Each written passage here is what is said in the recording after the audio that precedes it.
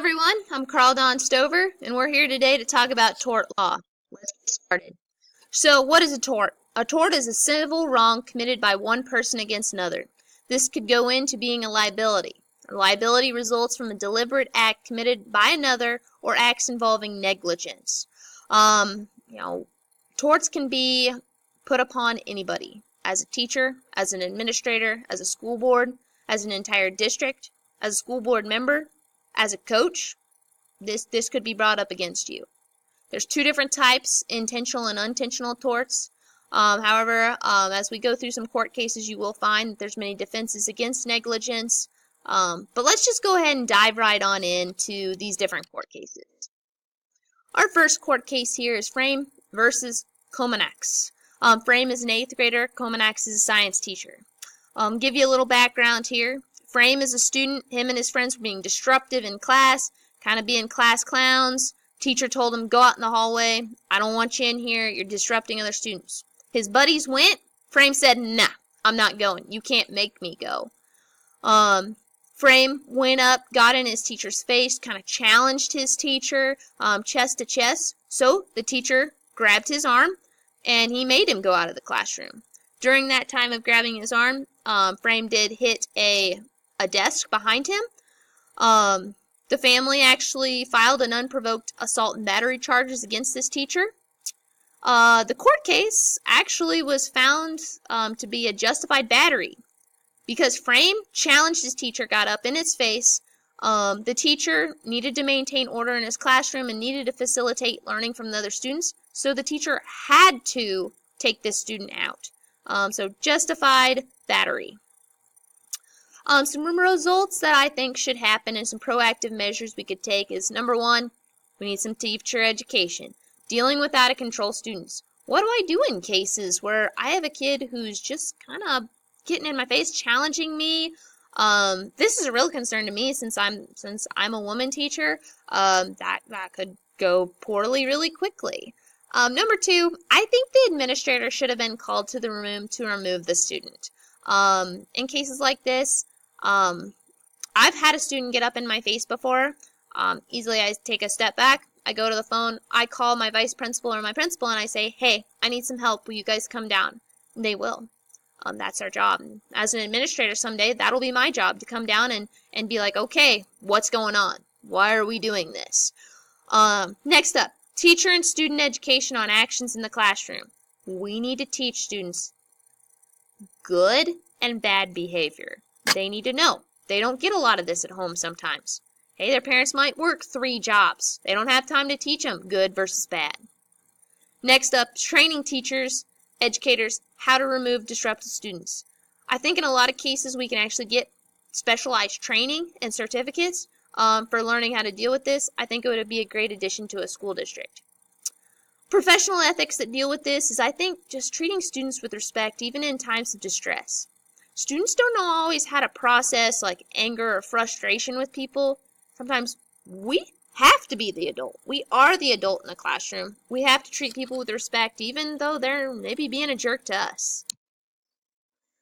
Next court case here, Flanagan versus Canton. Flanagan is a student, Canton is a school district.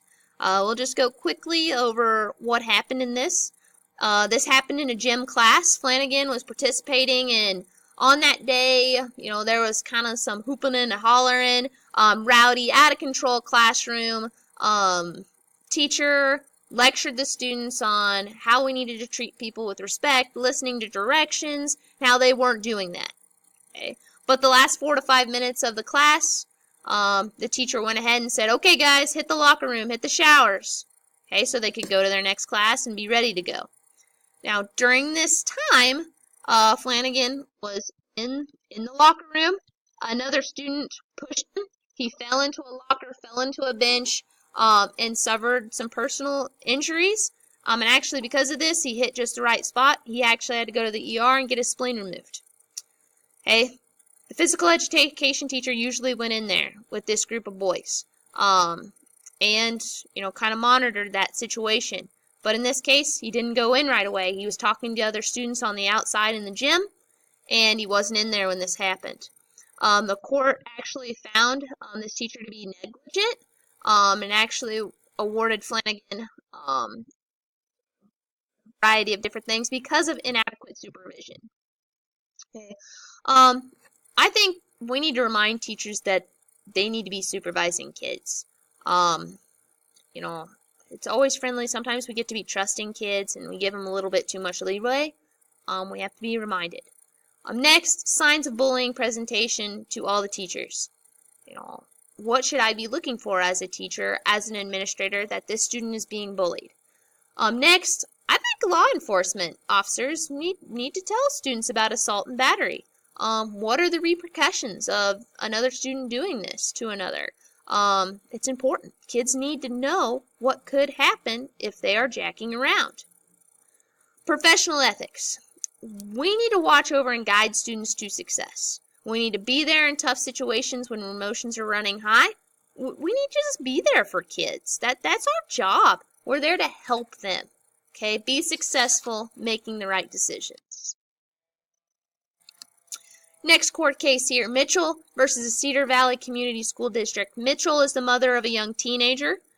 In this action, actually, the young teenager was a young woman, a special education student, a very low IQ, around 67.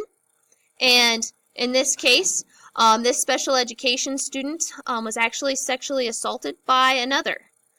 Okay, with this school district, it was kind of a very unique situation.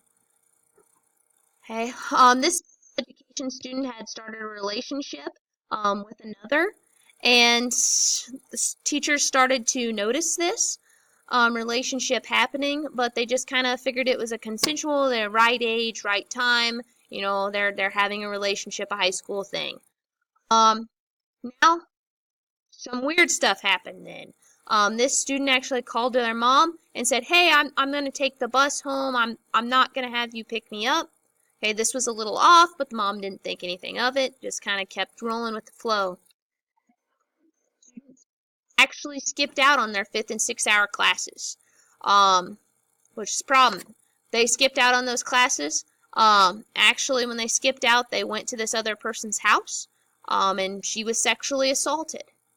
The student in this case, you know, missed classes. The teachers counted them as absent, but there's no documentation of the school actually going and looking for the student, which is a problem. The school was actually found guilty in this case, as they did not provide adequate supervision, adequate communication between parent and the school that this student was gone, go above and beyond and trying to find this student and going through all the steps to prevent her, okay, from making this mistake.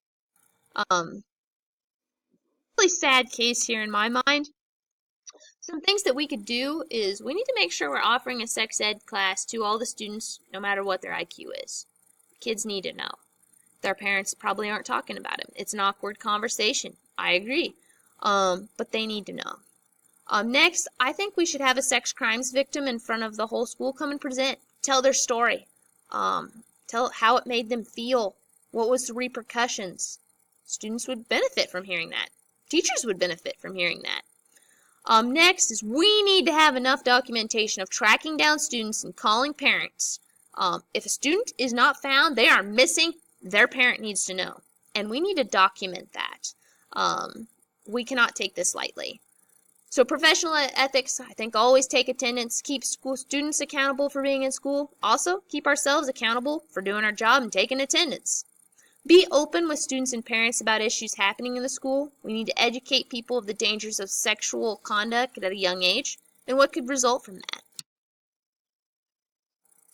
Our second to last one here, Johnson & Johnson versus the School District of Millard. This is actually an elementary court case. Happened in a music class. Teacher decided we're going to learn London Bridge and we're going to play a game with it. This game was with the Johnson kid. 2 other students locked hands, and Johnson actually got up between their arms, and they were swinging him back and forth. You know, it kind of seems like a stunt that a cheerleaders or something like that would do. The teacher got him going and then went to help other students do the same thing. The music was playing. All of a sudden, Johnson got flung into a set of cabinets and was badly, had some facial disfigurement. You know, a lot of pain and suffering came out of that. The music was playing so loudly, teacher had to yell just so the students could hear him. Um, Actually, Johnsons were awarded a lot of damages, money for medical expenses, disfigurement, and then pain and suffering.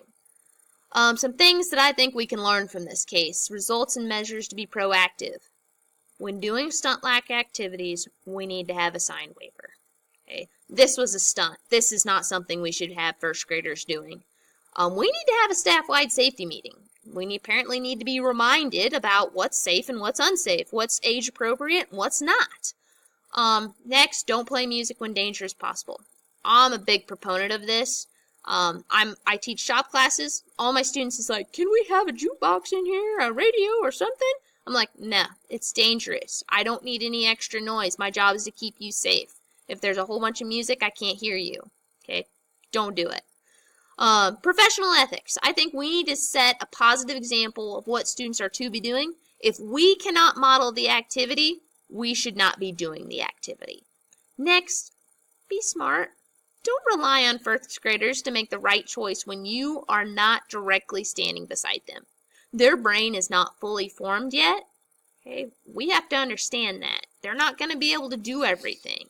Okay? And that's okay. Okay? Sometimes we have to be standing right there to make sure they're doing the right thing.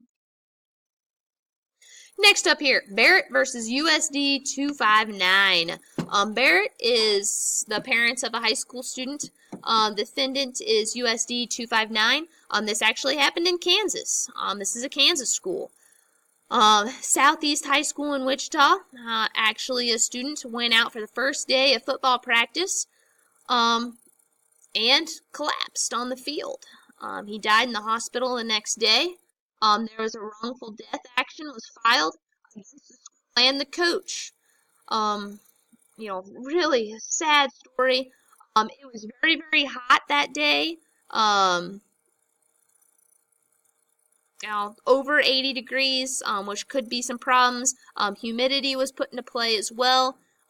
They were not wearing pads. They did have helmets on. The student had voiced their feeling well to the coach. The coach tried to get some water and some water into them, but otherwise there was no other breaks during that session. Okay, they were just expected to go. With that, we started to get heat exhaustion playing in place here. The court actually ruled in favor of the Barrett family that there was some negligence and some problems that did not occur that should have. Okay. This one to me really touches home because I love football. I got a lot of family members that played football. And sports in general is close to my heart. I think as a teacher, as a coach, as a future administrator, we got to think what is best for the kids. Need to be some practice limitations. If it's over 95 degrees, a student should have a shortened practice, a morning practice, or an inside practice. Mandatory player breaks. You can't just keep running these kids.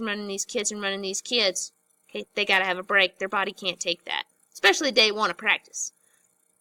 For every 30 minutes of practice, maybe we have a 2 to 5 minute break to go get water and to sit down. Okay, that would be acceptable. Then let's start again and do some more warm-ups. Okay. Safety training and first aid to all the coaches.